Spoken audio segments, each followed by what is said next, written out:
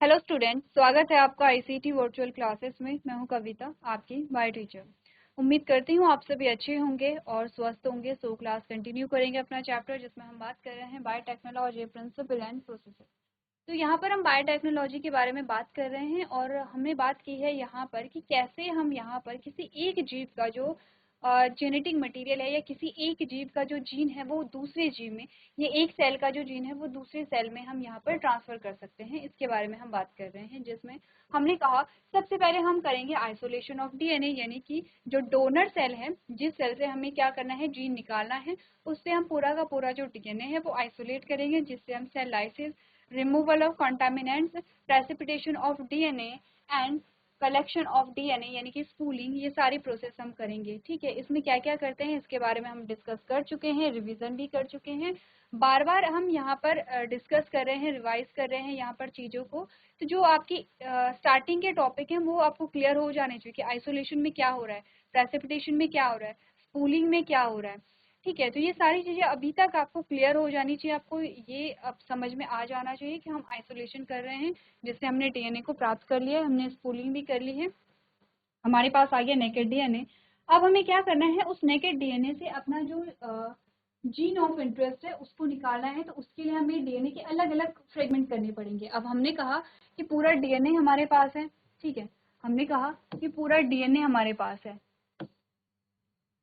ठीक है, और इस डीएनए में बीच में कहीं हमारा जीन ऑफ इंटरेस्ट है। तो बीच से जीन ऑफ इंटरेस्ट को प्राप्त करने के लिए हमें क्या करना पड़ेगा, कट लगाना पड़ेगा डीएनए में। ठीक है, अभी हमें नहीं पता है कि हमारा जीन ऑफ इंटरेस्ट कौन सा है, तो अभी हम क्या करेंगे, पूरा जो यहाँ पे डीएनए उस पर कट लगाएंगे। ठीक है, अब हमने क्या करी है, इसको फ्रेगमेंटेशन ऑफ डीएनए हमारी हेडिंग आती है, और फ्रेगमेंटेशन के लिए हम यहाँ पर यूज करते हैं मॉलिक्यूलर सीजर। इसके बारे में भी हमने बात की है कि यहाँ पे क्या होंगे, मॉलिक्यूलर सीजर होंगे। कैसे काम करते हैं, हमने कहा मॉलिक्यूलर सीजर की कोई पर्टिकुलर साइट होती है, कोई रिकॉग्निशन साइट होती है, वो रिकॉग्नाइज करेंगे और वहां पर कट लगाएंगे और इस प्रकार से वो डीएनए को कट करेंगे।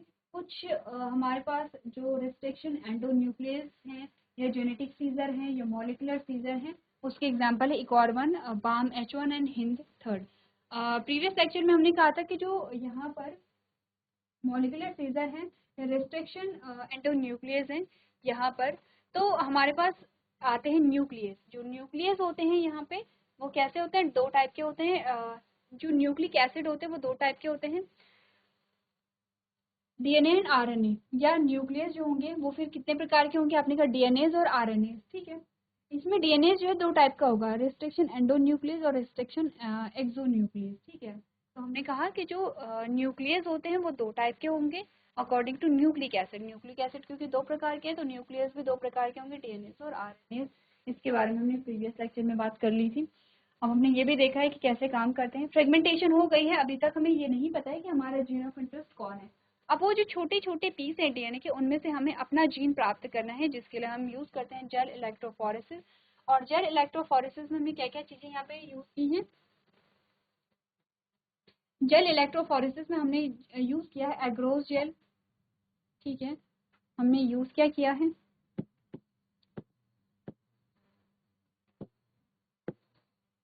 एग्रोस जेल, जो एक रेड एल्गी है। ठीक है, पहली चीज। दूसरी चीज हमने यूज की है एथिडियम ब्रोमाइड। तीसरी चीज हमने यूज किया है यूवी लैम्प। और चौथी चीज जो है वो हमने यहाँ पे देखा है इलेक्ट्रिक फील्ड को यहाँ पे क्रिएट किया गया है। ठीक है, जिसमें हमने यहाँ पर कैथोड और एनोड को यहाँ पे क्रिएट किया है। ठीक है, तो जेल इलेक्ट्रोफोरेसिस में क्या क्या चीजें यूज में है ये भी इम्पोर्टेंट है।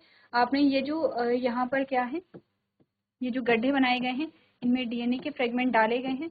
डीएनए के फ्रेगमेंट नेगेटिवली चार्ज होते हैं, इसीलिए पॉजिटिव की ओर अट्रैक्ट होंगे और इसीलिए फ्रेगमेंट आगे की ओर बढ़ेंगे। ये अपने साइज के अकॉर्डिंग यहाँ पे क्या हो रहे हैं, अरेंज हो गए हैं। जैसे कि बड़े फ्रेगमेंट यहाँ हैं, उससे छोटे यहाँ, उससे छोटे यहाँ, उससे छोटे यहाँ और सबसे छोटे सबसे लास्ट में यहाँ पर अरेंज हो गए हैं। ठीक है, अब हमें क्या करना है, अपना जीन ऑफ इंटरेस्ट इनमें ढूंढना है। इसके लिए हमें सबसे पहले करनी होगी स्टेनिंग। स्टेनिंग के लिए हम यूज करते हैं डाई का, जिसका नाम है इथिडियम ब्रोमाइड।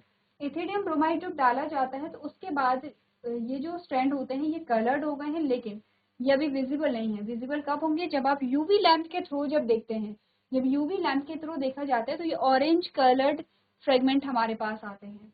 अब हमने क्या किया है, अब हमने ये जो फॉर एग्जाम्पल हमें यहाँ पे अपना जीन ऑफ इंटरेस्ट ये मिल गया है, ठीक है। प्रीवियस लेक्चर में भी बोला गया था कि जीन ऑफ इंटरेस्ट को कैसे यहाँ पे आइडेंटिफाई किया गया है। ये प्रोसेस हमारे पास नहीं है। जब आप कोई कोर्स करते हैं यहाँ पर तब आप यहाँ पर ये जो प्रोसेस है इसे इतने डीप में पढ़ते हैं।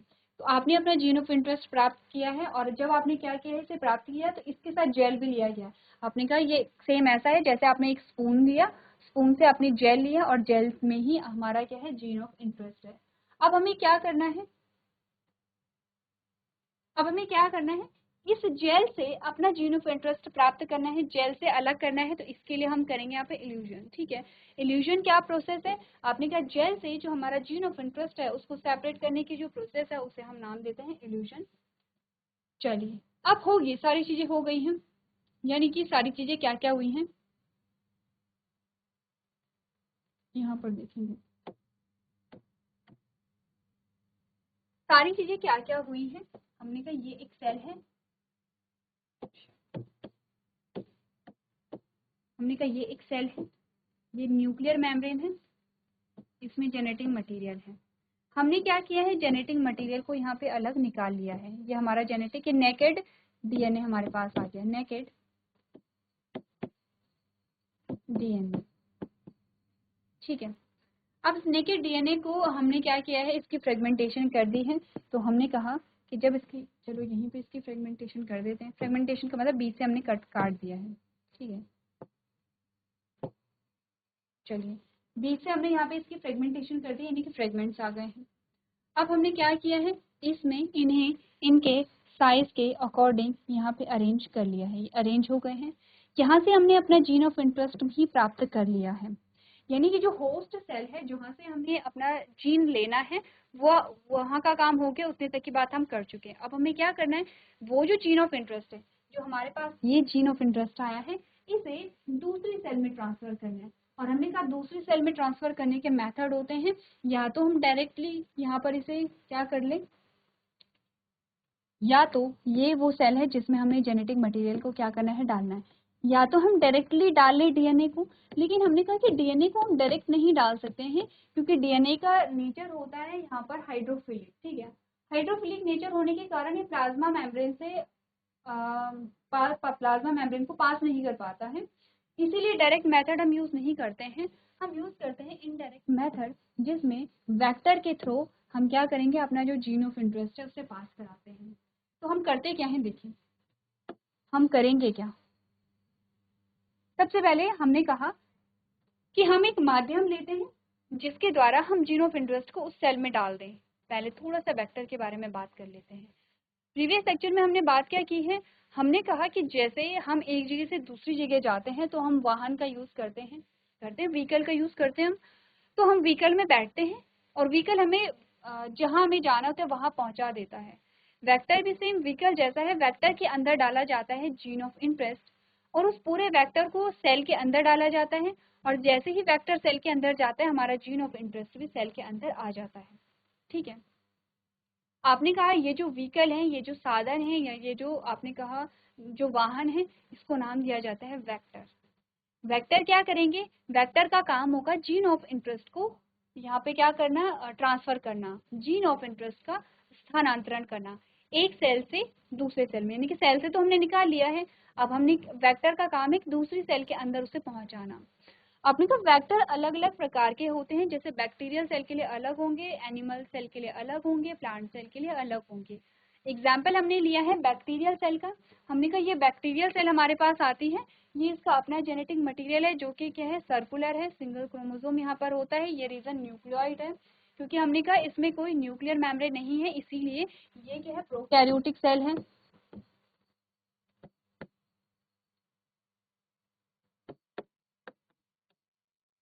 ये क्या है, प्रोकैरियोटिक सेल है, ठीक है। अब प्रोकैरियोटिक सेल में आपने कहा कि अपने जेनेटिक मटेरियल के अलावा एक्स्ट्रा जेनेटिक मटेरियल होता है। ये कुछ ऐसे रिंग फॉर्म में होता है, इनका नंबर अलग अलग हो सकता है, 1 2 या 50 60 कितने भी यहाँ पर हो सकता है। अलग अलग बैक्टीरिया में अलग अलग इनका नंबर होता है। ये जो एक्स्ट्रा जेनेटिक मटेरियल है इसे नाम दिया जाता है प्लाज्मिड, ठीक है। और यही extra genetic material bacterial cell में एज अ वेक्टर यूज होता है, ठीक है। तो ये क्या काम कैसे करते हैं, अगर हम एक ओवरव्यू लें तो हमने कहा ये है प्लाज्मिड, ठीक है, ये प्लाज्मिड है और प्लाज्मिड क्या है, डबल सर्कुलर है यहाँ पे, ठीक है। इस प्लाज्मिड को सबसे पहले क्या किया जाता है, खोला जाता है, इस प्लाज्मिड को काटा जाएगा। तो हम यहाँ पे काट देते हैं प्लाज्मिड को, ये प्लाज्मिड हमने काट दिया है ऐसे। अब इस प्लाज्मिड में जो हमने जीन ऑफ इंटरेस्ट प्राप्त किया है, अब हम जीन ऑफ इंटरेस्ट को अलग कलर में दिखाते हैं क्योंकि दोनों रेड कलर में होंगे तो हम यहाँ पर रिलेट नहीं कर पाएंगे। फॉर एग्जाम्पल ये हमारा जीन ऑफ इंटरेस्ट है ये, तो अब हम यहाँ पर अपना जीन ऑफ इंटरेस्ट क्या कर देंगे, यहाँ पे इसे ऐड कर देंगे। कर दिया ऐड हमने, किस में, इस प्लाज्मिड की बात हो रही है।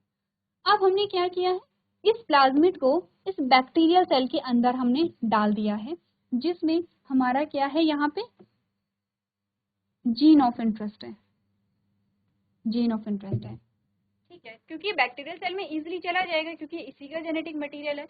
तो अब हमने इसे क्या डाल दिया है, कहाँ ट्रांसफर कर दिया है, यहाँ पे बैक्टीरियल सेल में ट्रांसफर कर दिया है। अब आगे क्या होगा, हो सकता है कि इस जीन की हमें बहुत सारी कॉपी बनानी है, ठीक है, इस जीन की हमें बहुत सारी कॉपी बनानी है। तो ये जो हमारा ये जो प्लाज्मिड होता है, क्योंकि इसमें बहुत सारी क्या होती है, रेप्लिकेशन साइट होती हैं, तो ये रेप्लिकेट करने लगेगा, यानी कि ये बहुत सारी कॉपी बनाएगा, ठीक है। और जितनी कॉपी ये बनाएगा उतनी कॉपी हमारे जीन की भी बन रही होंगी, ऐसे करके उतनी कॉपी क्या होंगी, हमारे जीन की भी बन रही होंगी, यानी कि हमने एक जीन से यहाँ पे 3 जीन को प्राप्त कर लिया है, ठीक है। अभी के लिए आप इतनी चीज समझिए, क्योंकि जब एप्लीकेशन की बात होगी तब हम डिटेल में डिस्कस करेंगे, या जब हमारे टॉपिक हम आगे बढ़ेंगे तब हम और डिटेल में बात करेंगे। अभी के लिए इतना ध्यान रखना है कि वेक्टर का काम होता है जीन ऑफ इंटरेस्ट को टारगेट सेल के अंदर डालना, जिस सेल के अंदर हमें डालना है वहां यहाँ पर इसे भेजना, क्योंकि हमने कहा डायरेक्ट हम नहीं भेज पा रहे हैं। जीन ऑफ इंटरेस्ट, जीन क्या है एक्चुअली में, पीस ऑफ डीएनए ही तो है, हम इसे डीएनए का पीस भी तो कह सकते हैं क्योंकि डीएनए का पीस है ये, क्योंकि डीएनए प्लाज्मा मेम्ब्रेन से आसानी से क्रॉस नहीं कर पाएगा, इसीलिए हमने क्या किया है, यहाँ पर एक साधन का यूज किया जिसका नाम है वेक्टर, ठीक है। बैक्टीरिया सेल के लिए जो वेक्टर यूज होता है उस वेक्टर का नाम है यहाँ पे प्लाज्मिड, ठीक है। इतनी बातें ध्यान में आ गई हैं कि वेक्टर है, बैक्टीरियल सेल में प्लाज्मिड को एज अ वेक्टर हम यूज कर रहे हैं, और प्लाज्मिड क्या है, एक्स्ट्रा जेनेटिक मटेरियल है, किसका, बैक्टीरिया का। प्लाज्मिड का नंबर वैरी कर सकता है, यहाँ पर डिफरेंट सेल में डिफरेंट डिफरेंट नंबर यहाँ पे हो सकता है। इतनी बातें अगर क्लियर हो गई हैं तो क्या आपने एक चीज नोट की है, हमने कहा हमें वेक्टर के अंदर अपना जीन ऑफ इंटरेस्ट डालने के लिए वेक्टर को क्या करना पड़ रहा है, काटना पड़ रहा है। हमने क्या किया है, वेक्टर को कट किया है, इतना आपने नोटिस किया। इस वेक्टर को कट किस चीज से किया जाता है, क्वेश्चन ये आता है कि जब हमने इसे कट किया तो कैसे कट किया। आपको ध्यान होगा हमने एक और चीज कट की थी यहाँ पे, फ्रेगमेंटेशन जब किया था, किसको, डीएनए को कट किया था। वैसे ही हमें क्या करना है, यहाँ पे प्लाज्मिड को भी कट करना है।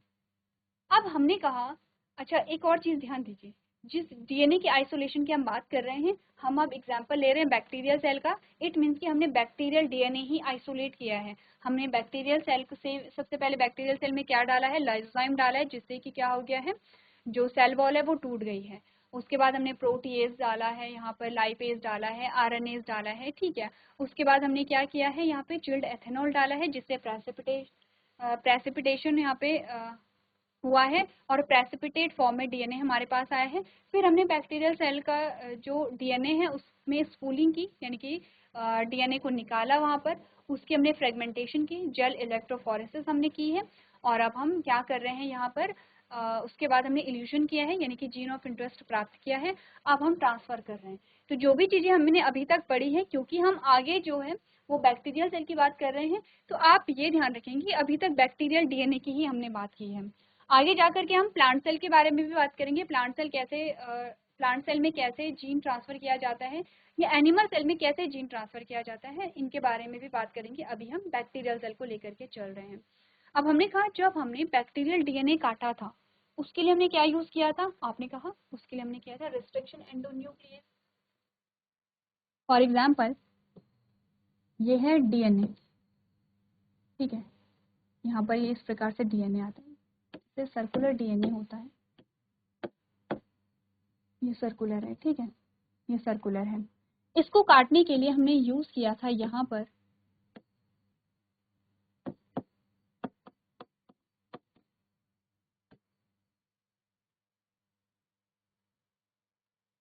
रिस्ट्रिक्शन एंडोन्यूक्लियस, जिसे हम जेनेटिक सीजर, मॉलिक्यूलर सीजर, या हमने कहा कि यहाँ पर हम क्या करें, रिस्ट्रिक्शन एंडोन्यूक्लियस जो नाम दे रहे हैं इनका हमने यूज़ किया। ठीक है, हमने कहा जब हम प्लाज्मिड को कट करेंगे, हम जब प्लाज्मिड को कट करेंगे तो सेम हम वही रेस्ट्रिक्शन एंडोन्यूक्लियस का यूज करेंगे, यानी कि प्लाज्मिड को काटने के लिए भी हमें, अब मैं जो भी नाम बोलूँ कंफ्यूज नहीं करना है, चाहे मैं रेस्ट्रिक्शन एंडोन्यूक्लियस बोलूँ, चाहे मैं जेनेटिक सीजर बोलूँ या मॉलिक्यूलर सीजर बोलूँ। ठीक है, आपको ये नाम याद रखना है। तो हमने कहा जिस मॉलिक्यूलर सीजर का यूज हमने डीएनए को कट करने के लिए किया है, सेम वैसे ही हम यहाँ पे भी रिस्ट्रिक्शन एंडोन्यूक्लियस का या मॉलिक्यूलर सीजर का यूज करेंगे।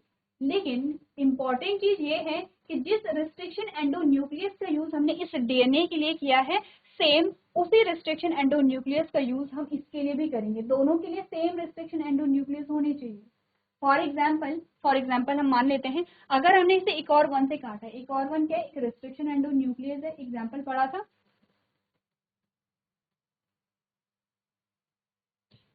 रिस्ट्रिक्शन एंडोन्यूक्लियस के एग्जाम्पल पढ़ा था एक और वन। ठीक है, ये एक और वन है या बाम H1 है। ठीक है, हमने कहा फॉर एग्जाम्पल हमने इस डीएनए को काटने के लिए एक और वन का यूज किया है, तो हम इस प्लाज्मिड को कट करने के लिए भी एक और वन का ही यूज करेंगे।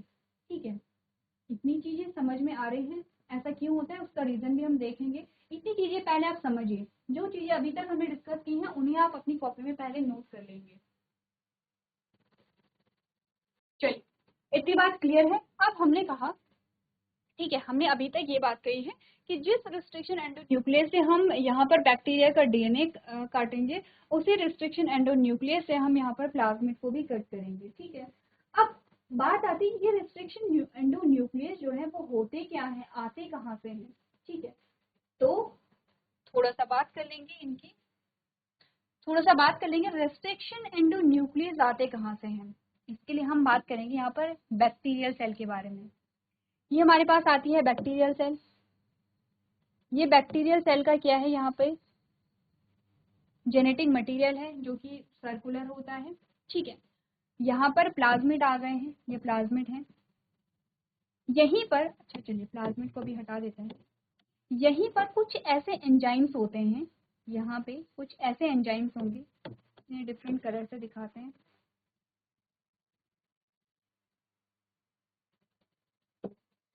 ठीक है, ये कुछ ऐसे एंजाइम्स होते हैं, इनमें ऐसी प्रॉपर्टी पाई जाती है जो क्या करते हैं, यहाँ पर वायरल इन्फेक्शन से बचाते हैं बैक्टीरियल सेल को। कैसे, आपको ये पता है,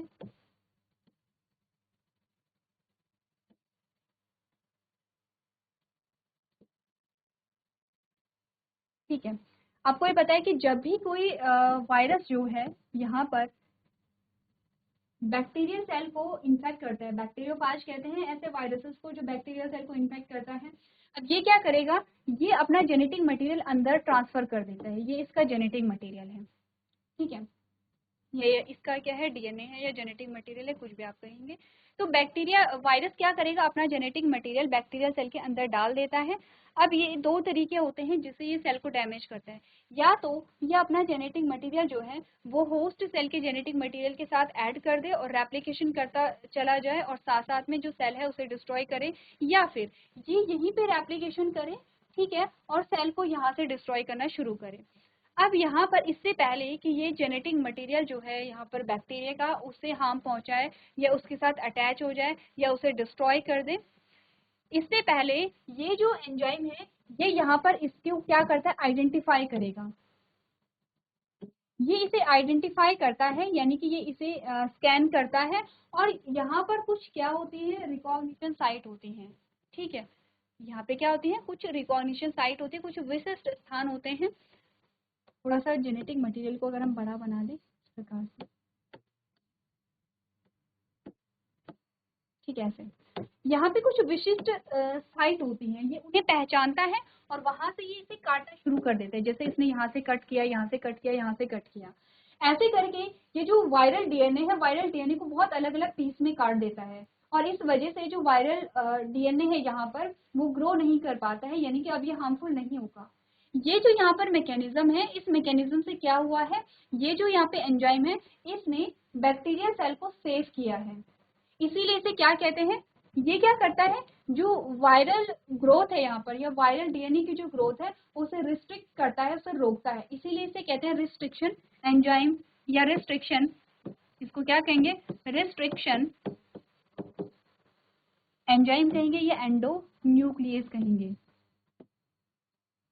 ठीक है, क्योंकि इसका नाम रेस्ट्रिक्शन एंडोन्यूक्लियस क्यों है, क्योंकि रिस्ट्रिक्शंस जो वर्ड्स हैं हम काफी बार यूज करते हैं, ये रिस्ट्रिक्ट करेगा किसकी, वायरल डीएनए की ग्रोथ को यहाँ पे रिस्ट्रिक्ट करेगा, इसीलिए इसका नाम है रिस्ट्रिक्शन एंडोन्यूक्लियस। अब क्वेश्चन ये आता है, ऐसा भी तो हो सकता है कि यहाँ पर ये अपने ही जेनेटिक मटेरियल को यहाँ पर क्या करे, स्कैन करे और यहीं पर इसे बहुत सारी क्या मिले, रिकॉग्निशन साइट मिल जाए। ऐसा हो भी सकता है, ऐसा होता भी है कि जो रिकॉग्निशन साइट इसे यहाँ मिली है वो रिकॉग्निशन साइट इसे यहाँ भी तो मिल सकती है। ठीक है, तो आपने कहा कि इसके लिए क्या होता है, जहां पर रिकॉग्निशन साइट होती है, जैसे कि आपने कहा यहाँ पर है रिकॉग्निशन साइट, यहाँ पर है, यहाँ पर है, यहाँ पर है, यहाँ पर है और यहाँ पर है, इतनी जगह ऐसी है जहां से ये रिस्ट्रिक्शन एंडोन्यूक्लियस अपने ही डीएनए को कट कर सकता है, लेकिन इससे बचाने के लिए यहाँ पर इन रिकॉग्निशन साइट पे लगे होते हैं मेथाइल ग्रुप। ठीक है, ये होता है मेथाइल ग्रुप, और इस मेथाइल ग्रुप की प्रेजेंस की वजह से जो रिस्ट्रिक्शन एंडोन्यूक्लियस है वो अपने जेनेटिक मटेरियल को कट नहीं करता है, और इसी को हमने क्या कहा, अगर हम आगे देखेंगे तो इसी फिनोमिना को हम नाम देते हैं restriction modification system. Restriction modification का मतलब होता है कि यहाँ पर जो रिस्ट्रिक्शन है किसके लिए, यहाँ पे जो वायरल डीएनए की ग्रोथ के लिए या डीएनए की ग्रोथ के लिए जो रिस्ट्रिक्शन मैकेनिज्म है उसको मॉडिफाई किया जाए, किसके लिए, अपने ही जेनेटिक मटेरियल के लिए, अपने ही जेनेटिक मटेरियल पे मिथाइल ग्रुप लग जाता है जिससे कि रिस्ट्रिक्शन एंडोन्यूक्लियस अपने ही जेनेटिक मटेरियल को काट नहीं पाता है और डिस्ट्रॉय नहीं कर पाता है। तो रिस्ट्रिक्शन एंडोन्यूक्लियस कहाँ से आए हैं, हमने कहा बैक्टीरियल सेल में पाए जाते हैं, यानी कि प्रोकैरियोटिक सेल में पाए जाते हैं, ये आपको ध्यान रखना है कि रिस्ट्रिक्शन एंडोन्यूक्लियस, अभी तक काफी सारी बातें कर ली हमने, डीएनए को भी काट लिया है, हम प्लाज्मिड को भी काटने की तैयारी में हैं, लेकिन आए कहाँ से हैं, बैक्टीरियल सेल से आए हैं जो कि एक प्रोकैरियोटिक सेल है। हमने कहा ये जो रिस्ट्रिक्शन एंडोन्यूक्लियस है ये अपने डीएनए को भी काट सकते हैं, ऐसा नहीं है कि यहाँ पर ये अपने डीएनए को नहीं काटेंगे, लेकिन यहाँ पर जहां पर इसकी रिकॉग्निशन साइट होगी वहां पर मिथाइल ग्रुप लगे होते हैं और इसीलिए ये अपने डीएनए को नहीं काट पाते हैं। ठीक है, चलिए अब पढ़ लेते हैं यहाँ पर रिस्ट्रिक्शन मॉडिफिकेशन सिस्टम यानी कि आरएम सिस्टम। ठीक है, इसमें हमें क्या बताया गया है, रिस्ट्रिक्शन मॉडिफिकेशन यानी कि RM system is a bacterial defence mechanism, ये एक बैक्टीरिया का डिफेंस मैकेनिज्म है अपने ही जेनेटिक मटेरियल को यहाँ पर क्या करने के लिए, बचाने के लिए, या फिर आपने कहा कि जो रिस्ट्रिक्शन एंडोन्यूक्लियस है उसकी एक्टिविटी से बचाने के लिए, that use a modification enzyme to protect the host on DNA by adding a methyl group to specific sequence and a restriction enzymes to cut and destroy foreign DNA that lack the modifications। तो हमने क्या बात की है कि restriction modification system एक ऐसा system है जिसमें यहाँ पर जो जेनेटिक मटेरियल है बैक्टीरियल सेल का उसमें चेंजेस आते हैं जिससे कि कुछ स्पेसिफिक साइट होती है जहाँ पे मिथाइल ग्रुप लग जाता है और इसकी वजह से जो रिस्ट्रिक्शन एंडोन्यूक्लियस है वो अपने ही डीएनए को काट नहीं पाता है। These systems prevent the bacteria from being harmed by invading DNA, such as from viruses, by distinguish between self and non-self DNA. Restriction modification systems are crucial for maintaining the integrity of the bacterial genome and are fundamental tools in genetic engineering, particularly type 2 restriction enzymes, which are used extensively in labs। ठीक है, तो एक बार आप लोग पढ़िए simple सी चीजें, आपको क्या बोला गया है, जो हमने यहाँ पे डायग्रामेटिक वे में समझा था, रिस्ट्रिक्शन एंडोन्यूक्लियस से बचाने के लिए जो मॉडिफिकेशंस आते हैं जेनेटिक मटेरियल में उसी को हम क्या कहते हैं, रिस्ट्रिक्शन मॉडिफिकेशन सिस्टम कहते हैं, जो एक क्या है, डिफेंस मैकेनिज्म यहाँ पर आता है। क्योंकि हमने कहा कि जो रिस्ट्रिक्शन एंडोन्यूक्लियस है वो सेल्फ और नॉन सेल्फ डीएनए में यहाँ पे डिफरेंस नहीं कर पाता है या उन्हें आइडेंटिफाई नहीं कर पाता है, इसीलिए रिस्ट्रिक्शन मॉडिफिकेशन सिस्टम की आवश्यकता होती है। ये भी आपसे पूछा जाता है कि क्या नीड है यहाँ पर रिस्ट्रिक्शन मॉडिफिकेशन सिस्टम की, क्यों ये बना है, तो आपका आंसर आपकी स्लाइड पे अवेलेबल है। चलिए, अब हमने बात की रेस्ट्रिक्शन मॉडिफिकेशंस के बारे में। अब हम बात करेंगे कि कैसे प्लाज्मिड को काटा जाता है, क्यों, क्या रीज़न है कि प्लाज्मिड को और जो डीएनए है, बैक्टीरियल डीएनए है, उसको हम सेम रेस्ट्रिक्शन एंडोन्यूक्लियस से काटते हैं। तो इसके बारे में आप लोग एक बार घर से रीड करके लेकर के आएंगे। तो आज के सेशन में हम इतना ही करेंगे। अभी तक क्लास में बने रहने के लिए आपका धन्यवाद।